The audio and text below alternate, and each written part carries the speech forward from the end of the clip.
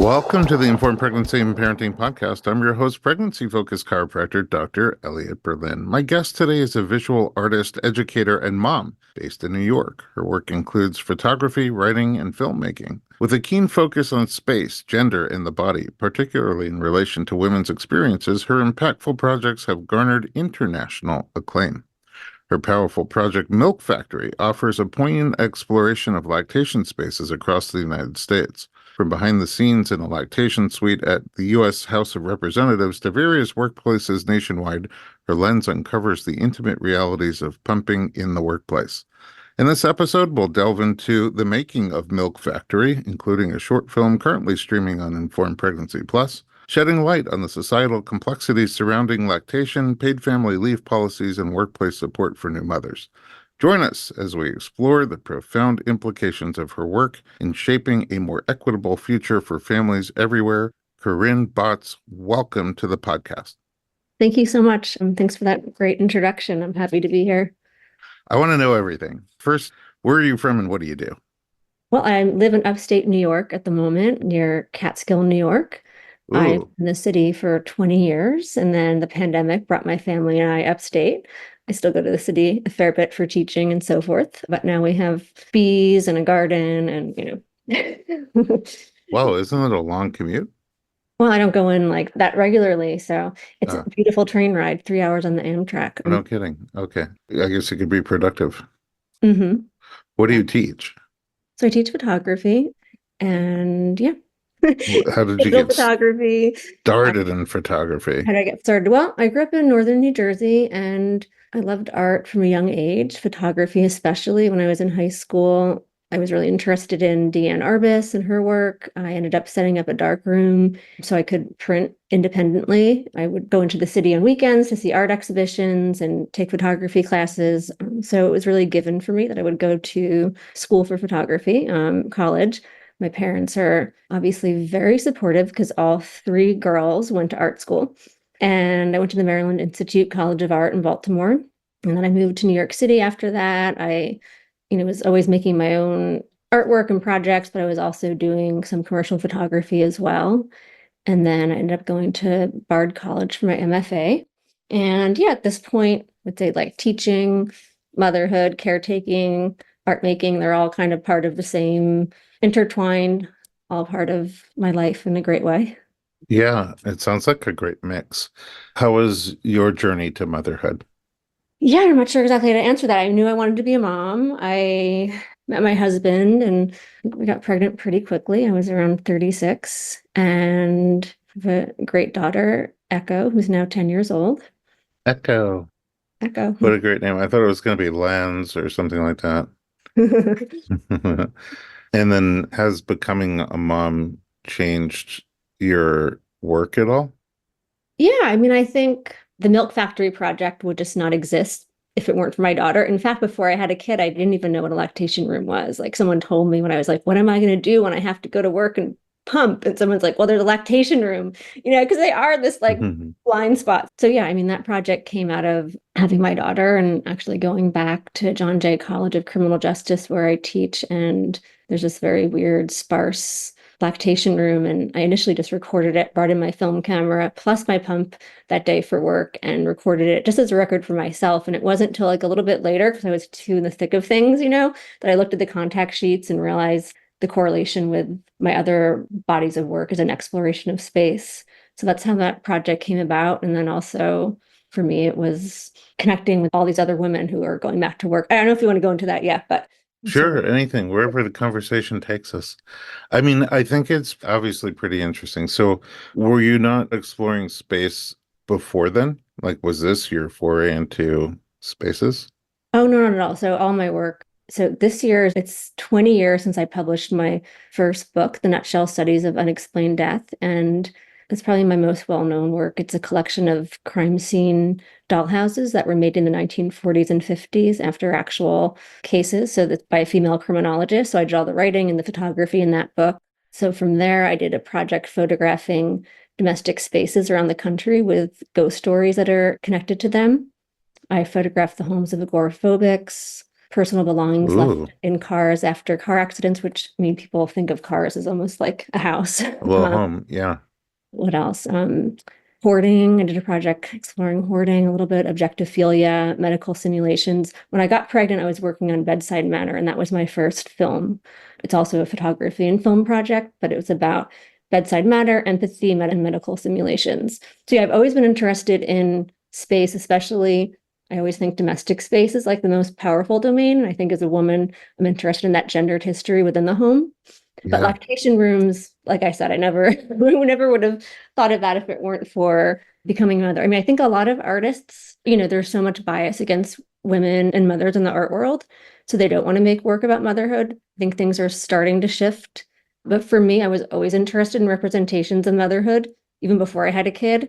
So, it's not like I'm doing this to make a lot of money anyhow. I was like, had no problem with, going in that direction after I had my daughter. Yeah. Okay. So hearing you talk triggers a strong sort of recollection of mine, which is I used to work in ambulances and emergency rooms in New York City. Oh, wow.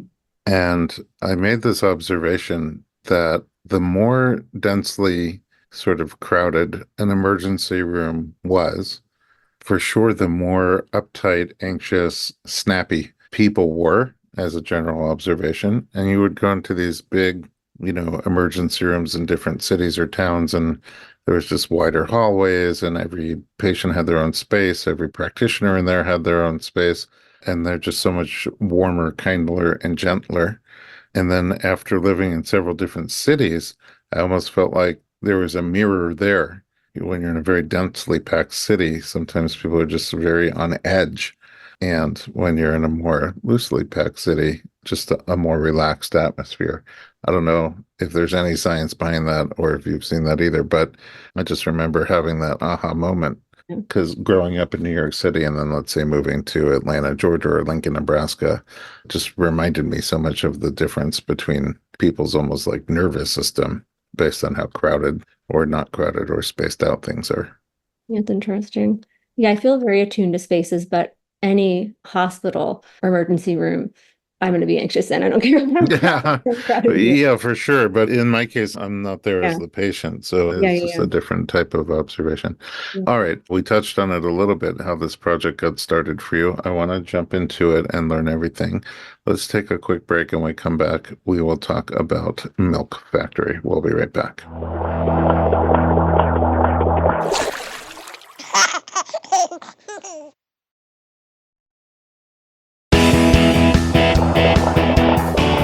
Welcome back. We're talking to Corinne Botz, an artist and also filmmaker. And I really want to get into your film Milk Factory.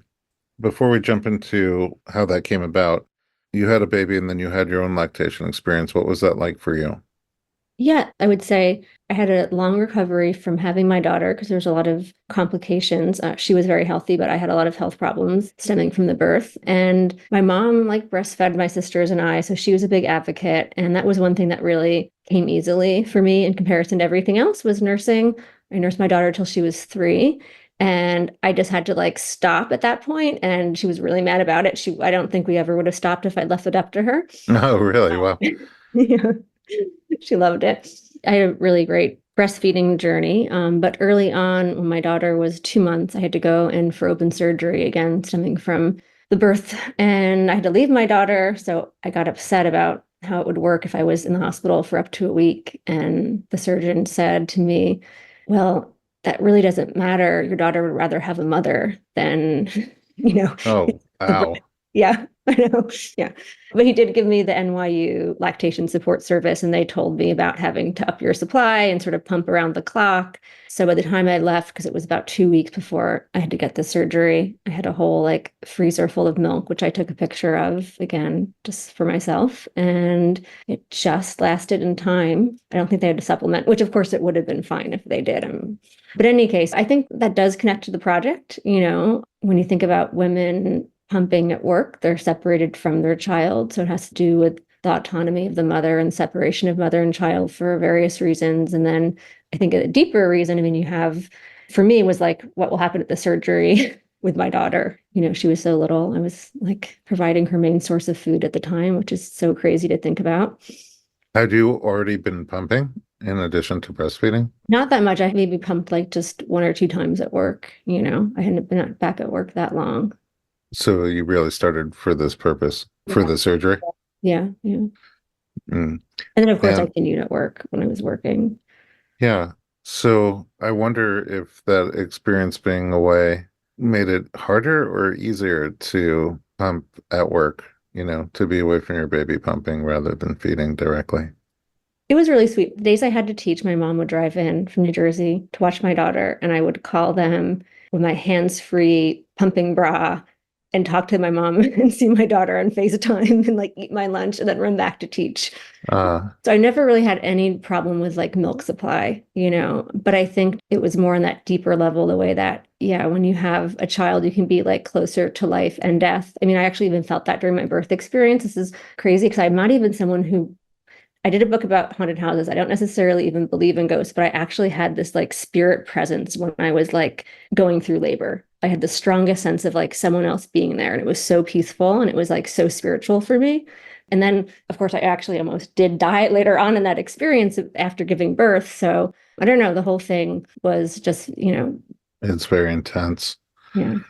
You talking about being on FaceTime and eating and pumping and, and your baby's getting fed.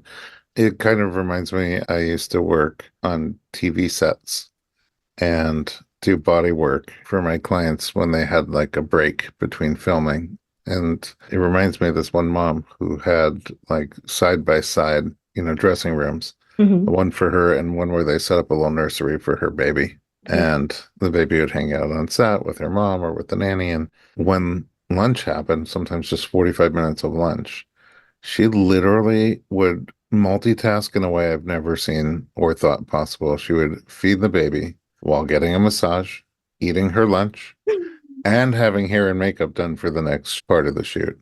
And I was like, wow, blown away. Even just the choreography among the people working on her so Yeah. that we can be out of each other's way and accessing parts I that love we that. can work on. Women really are like superheroes. And I did feel that about all the women that I met who were pumping at work, having a newborn baby at home. And, I mean, it's also, I guess, like something that's frustrating, just the expectation that you're going to be highly productive at work. And then you're also going to be like giving, all the love to your child and also feeding them. I mean, it just feels like untenable for so many women and so challenging at the same I time. mean, women are superheroes could not be overstated. And I have this theory, which is not always the most popular, but it's a generalization, surely doesn't apply to everyone. But I think many women, after they have a baby, do feel pulled towards the nest. And many men, after having a baby, feel pulled towards the outside of the nest to go hunt and gather and support more. Like in the immediate aftermath. Yeah, let's say the 3 months, 6 months, a year, whatever it is. I think that for many women, there's an instinctual pull to be home with the baby, around the baby, taking care of the baby, guarding the nest. And for a lot of men, they have the opposite pull to go outside and hunt and gather and feed the growing family more. And for those people in today's environment, the men who go out and work more get rewarded for that because, yeah, you did more. And then the women sometimes end up really pulled in two very different directions, having to, for those who have to or want to go out to work and also being pulled towards the nest at the same time. What I've observed in my practice is it leaves a lot of people feeling like they're not doing great at either one. And I think part of postpartum being so challenging is related to that. Like you're having to really pull yourself into two directions and apply yourself wholeheartedly in two different arenas. And that's hard to do. It's draining. And even if you're great at both of them, it means you don't have much left over for yourself. Yeah, I think that's true. And I also think it's so cultural where I have had some friends of mine who are male who took paternity leave who were able to, and they describe it as like the best time in their life walking the baby. In other countries, it would be like, in Sweden where, the women and men both have these great policies I mean, it's just so beneficial to the whole ongoing health of the family to have that time off in the beginning. Yeah, we don't do a great job with it in America. And the societal forces really push in a direction that makes it hard to feel supported, be supported, and, have a smooth transition. Yeah, All no, right. our life would have been so different if my husband had had leave. Yeah, I mean, it would have been so different. I mean, I think that's also how this project did come from anger for me. Like, Milk Factory, it came from anger, the fact that like the US is the only high income country that doesn't have mandated family leave. And lactation rooms are really just a band-aid solution to that. Yeah. So tell me more about that. You went to work and you took a picture of the lactation space that Very was weird made space. available to you. Really big, much bigger than the adjunct office. Lots of barren shelves. I was like, this is just so odd. I have to record it. So I recorded it with my milk and my, the key and whatever I had out. And yeah, Like, what was your feeling in there? Just in feeling like this is not conducive, this is not warm. I should be with my in a larger sense, like, I mean, first of all, I had, aside from the fact of my husband not having leave at that time, my teaching schedule is pretty flexible. So I feel pretty privileged overall with how much time I was able to spend with my daughter and maintain teaching. So the room was really strange in a way that I liked because I like weird spaces. Yeah, I tell about your other books.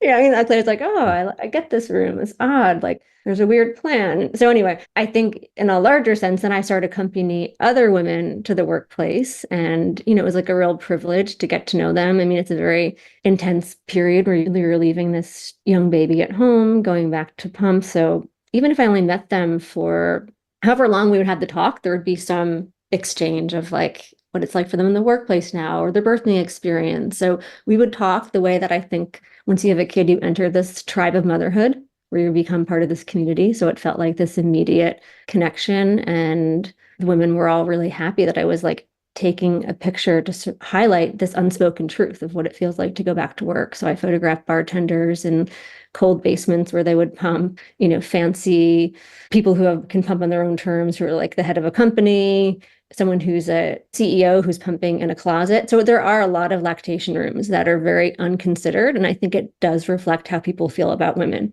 I think it does reflect people's, oh, they can just pump anywhere. The Affordable Care Act came about. All of a sudden, you had to find a pumping space if you had a certain amount of employees in the workplace. Now you have spaces designed with a lactation room in mind. But before that, people were just finding like the worst places possible for the people to pump, Right. Well, especially depending on the size of the company, space can be at a premium. So the especially in New York space, City where I was photographing. oh yeah, their space is an incredible premium. So the space that a company might find to make available for lactation is generally, I'm assuming, space that's otherwise unused for a reason. It's not a great space. Yeah, exactly. It's like, oh yeah, we could stick her in there Yeah. They're odd. Or, because it's always like weird pillows are stacked up. People like try to shove other things in that room. Or, I'm trying to think of other examples. I mean, sometimes they just feel like hospital spaces. They feel very much like sterile and sterile, there's cold. like nothing on the wall. Zaina Gilbert, a curator at MoMA, when she was at MoMA, started noticed there was art all over the museum, but not in the employee lactation room. So she started Oh, wow. curating, That's yeah. So she started such curating art exhibitions, mostly by artists who work there. And she had my photographs up at some point because actually, for me, it was easy to have let down and produce milk. But, for some people, it's hard for them to pump. And actually, the space is important, right? It is one of those spaces actually does make a difference that you feel comfortable if you have a certain amount of time to pump. Yeah, I mean, I can't know what it would be like. It just feels to me like it seems like maybe it's me and maybe it's that I can't really relate, but it just seems like something that would sort of feel awkward. Pumping in general, pumping in like a public area, leaving to go pump and everybody knows you're Yeah. going to pump and then coming back. It almost reminds me of walking through the doctor's office with my urine cup. Where do I put this? And just not being the most comfortable thing. So yeah. Well, it And was interesting when I was in Canada showing my work to some curators there. They were like, "Oh, well, there's no lactation rooms here, and they have such a great leave policy. But by the time people return to work, they're not really pumping at that point. There's no need for them." So people ask me like, oh, do you think they should design the rooms better? I'm like, sure, that would be great. But actually, I just think they shouldn't exist. People should be able to, everyone should have family leave. Yeah. I mean, that sounds like a bigger takeaway Yeah. that, okay, on a micro level, the bare minimum is to make a space available. Perhaps the next level is to make it a really warm, conducive, inviting, comfortable space. And then on a bigger level, let that space be home with your baby. Yeah. And we'll see you later. I don't know how our country gets there. Maybe you have thoughts on that, but we seem to be very far away. Sadly, I would agree with that. But I think the money's there. There's no reason why we can't do this. The collection of photos that you have, is that accessible to people? Yeah, they're accessible on my website, but also I'm working on a book with St. Lucie Press where I'll have them included along with some text. I'm super excited about that. It's coming out soon. By the time you're listening to this, hopefully it's already out and available to you. Amazing. I can't wait to get my hands on a copy Oh, thank and put it on our little waiting room table here at the office. All right. You also have the film Milk Factory. Let's take a little break, and when we come back, we'll find out more about the film. We'll be right back.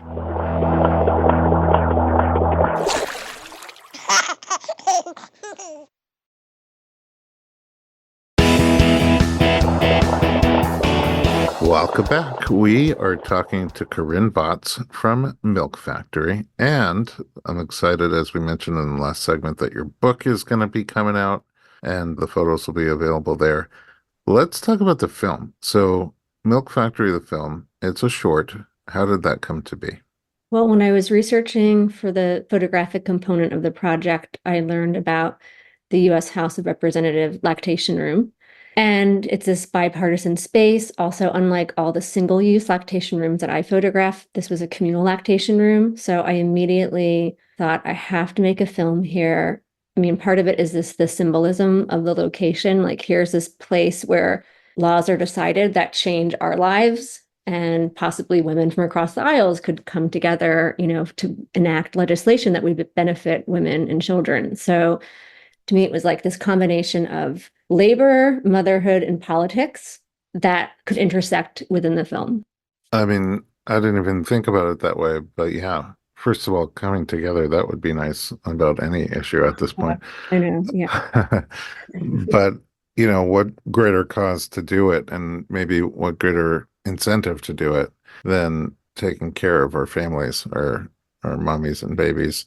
A small Um, glimmer of hope, small, but it's there. yeah, so was it hard to get into it? Yeah, access is really hard. So part of my work, I'm always interested in like using the camera as a license to get access to spaces that would otherwise be impossible for me to say like, oh, I want to look at simulations in medical school training. Like no one let me in, but with the camera, sometimes you can. And so part of my work is getting access to places and seeing how I can, but this was especially hard. And I did have to get the help of my friend who worked for a magazine to get press credentials. Why the resistance to getting in there? Is it a security issue? No, it was just like if you don't have press credentials, there's no way you can get access at all. You have to have press credentials to even get your foot in the door to that room. That's interesting. So pretty guarded. Yeah, but then, how things always are. I feel like with a lot of projects, things start out with a no and then they turn into a yes. And Oh, I'm really interested in that whole process actually of how that happens and all the emails and finding the right person who believes in the project. who believes in the project? Did you have like a cheerleader there? Some of the people working in the office that I was communicating with were helpful. And then the women who like knew a video camera was going to be in the room and they came in to pump, like they believed in the project. Oh, okay. So that was my next question. How do you film in a place where people are pumping? So I guess, They had to know. They had to know that they were going to walk in and there was going to be a camera. I mean, I think no matter what, I wanted to film it in this more anonymous manner. That was part of the concept of the film, where there are all these curtains and they're talking to each other and they're communicating to each other. They sometimes know each other by the shoes they're wearing, or then they're holding out their phone to show a picture of their kid from their phone between these curtains. I feel like the story doesn't exist without the room itself and the space, and you never ever leave that room within the film. So the entire film takes place within that lactation room. So I really wanted to talk to people when I did scouting visits about how the room was used. So I could think about how I could film it and use the camera. You look out the window at one point and all these guys are like leaving to go out for lunch. It's like my favorite shot in the film. And they're just like jumping over some curb and they're all just like going out some side door. And then sort of a stark contrast to the women in the pumping room. Filming the men outside was because I wanted to reference this like public-private nature of lactation rooms, right? By showing the view out the window and also by showing the live feed of Congress. Those are different ways that I wanted to like bring the larger symbolism of the space into the piece. Tell me more about the public-private. Are you suggesting that the lactation area should be more public? Well, I have a friend who's a lactivist, my friend Matilda Cohen, who I've collaborated with, and she would be rushing to teach at University of Connecticut and pump before her class. And when she had her second kid, she was like, this is ridiculous. Like, I'm just going to pump on the Amtrak train and publicly pump. Like, why am I making my life so difficult? So there are just assumptions that people make. Like whoever designed that lactation room is assuming that women will not want to pump in front of each other. So there's curtains. Right. There is the cultural norms. Maybe most people would want to pump in a private place. I probably would, but I'm just saying these are all just like assumptions that we have, and people's own discomfort with the lactating body. And also, these rooms are always, you're like sequestered away in some corner. Again, it's like this invisible labor. So it goes back for me to like, the viewer is like listening to kind of intimate conversations. And at the same time, there's like a feeling of voyeurism that I wanted to like embed in the film where you're like part of something that's intimate, but you're maybe not supposed to be there, but you can't get a completely unobstructed view. Again, this underlying theme of like making something invisible visible, of milk production and how this is unseen and unacknowledged in our culture. So I don't know if that's like, people might not come away with that. It's really some film where it's not didactic. I'm not telling people what to think. It's really important for me that you're experiencing something, but these are ideas that I had when I was making it. Yeah. I mean, I think that little voyeuristic element comes through, like, we're in here, Yeah. in this very guarded space. Something else you said, I guess adding to the list of assumptions was me making the assumption that having a lactation space or a lactation room or even curtained off areas within more communal lactation room was to give people options if they wanted them, rather than like, oh, if you're going to breastfeed, you have to do it in here. Mm-hmm.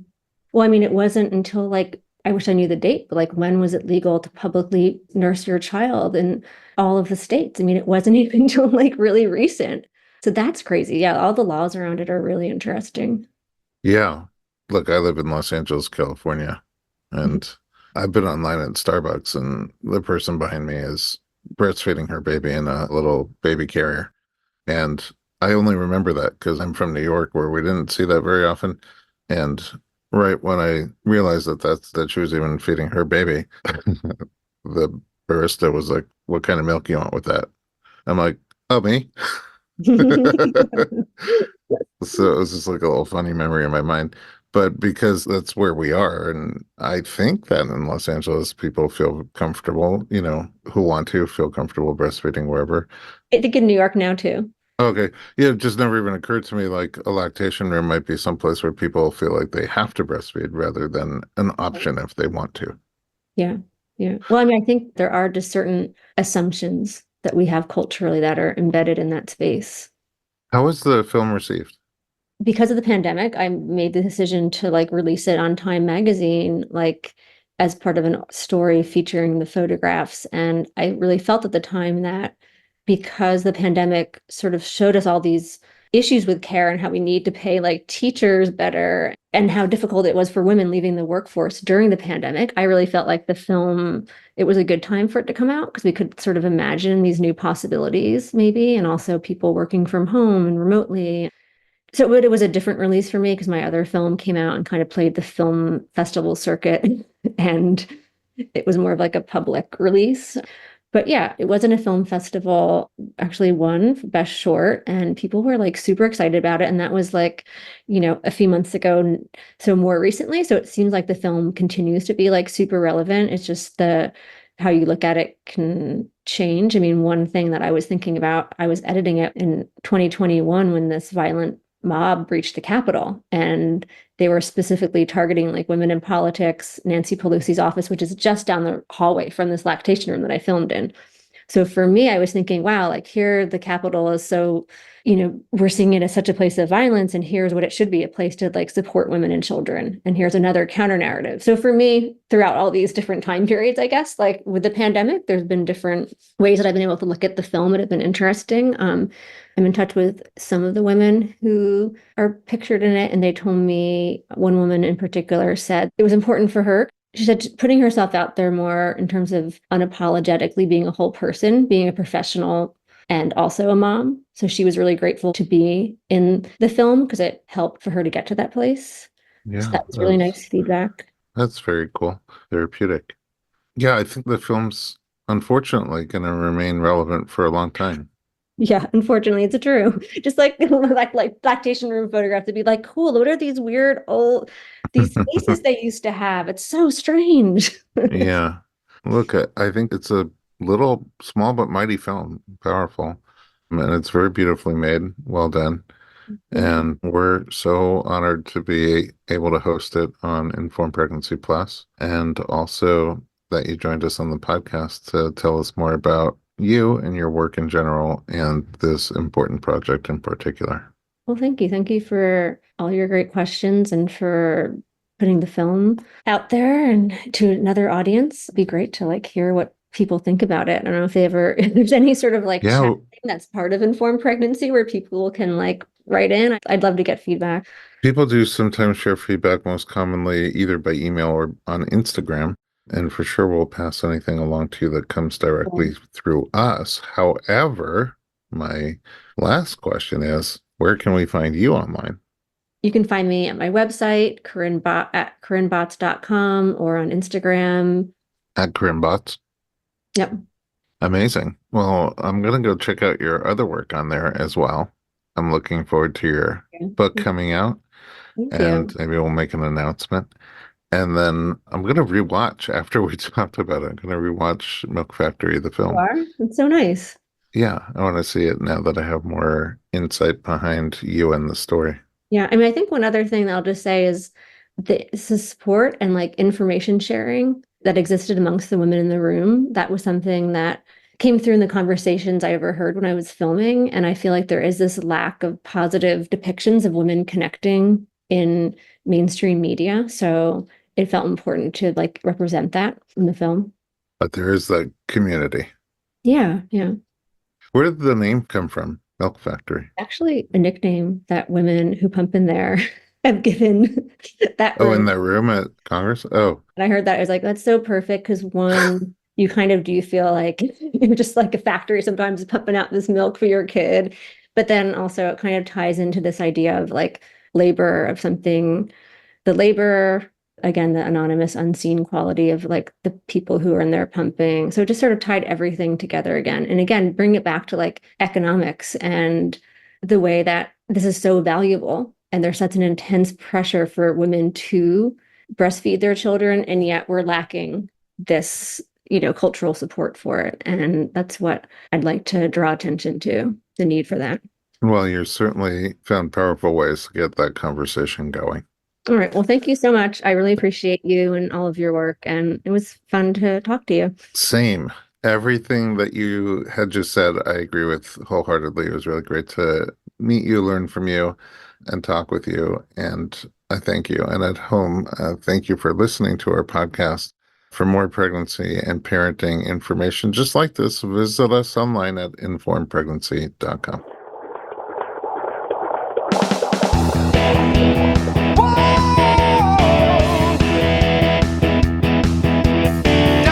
Doctor, give me the news. I got a